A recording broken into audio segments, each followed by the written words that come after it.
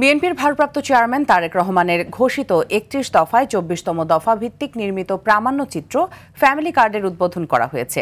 চাঁদপুরের কচুয়া সরকারি degree college মাঠের উদ্বোধন করেন পিছিয়ে পড়া নারী সমাজের সদস্যরা।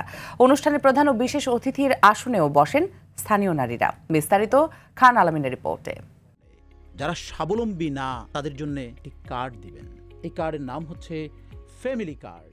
বিএনপির ভারপ্রাপ্ত চেয়ারম্যান তারেক রহমান ঘোষিত ৩১ দফার মধ্যে ২৪তম দফায় মূলত নারীর কর্মসংস্থান ও ক্ষমতায়ন নিশ্চিতে নানা পদক্ষেপের কথা বলা হয়েছে। এ নিয়ে নির্মিত হয়েছে প্রামাণ্যচিত্র ফ্যামিলি কার্ড।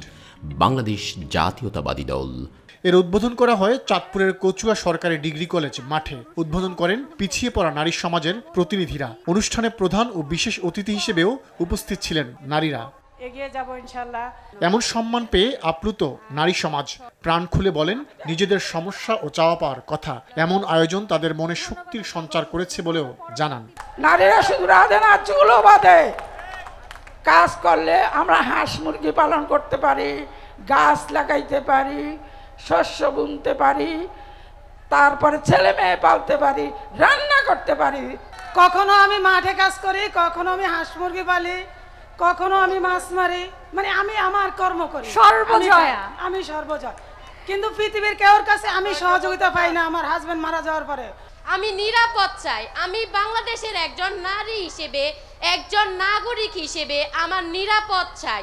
সেই নিরাপদ যথাযথ এখন পাচ্ছি না। আমি চাই আগামী ভবিষ্যতে যেন আমরা এভাবে নারীর ক্ষমতায়ন আমরা চলতে পারি। আমাদের প্রামাণ্যচিত্রটির তত্ত্বাবধায়ক অস্ট্রেলিয়া বিএনপির সাবেক সাংগঠনিক সম্পাদক ইঞ্জিনিয়ার হাবিবুর রহমান। সভাপতির বক্তব্যে তিনি বলেন, তারেক রহমানের রাষ্ট্র কাঠামোর দফাগুলো শুধু রাজনৈতিক প্রতিশ্রুতি নয়, জনগণের জীবনমান উন্নয়নের বাস্তব সমাধানও। ফ্যামিলি কার্ড সেই ভাবনারই বাস্তব প্রতিফলন। একজন নারী যদি স্বাবলম্বী হয় তাহলে একটি সুখী পরিবার হওয়া সম্ভব।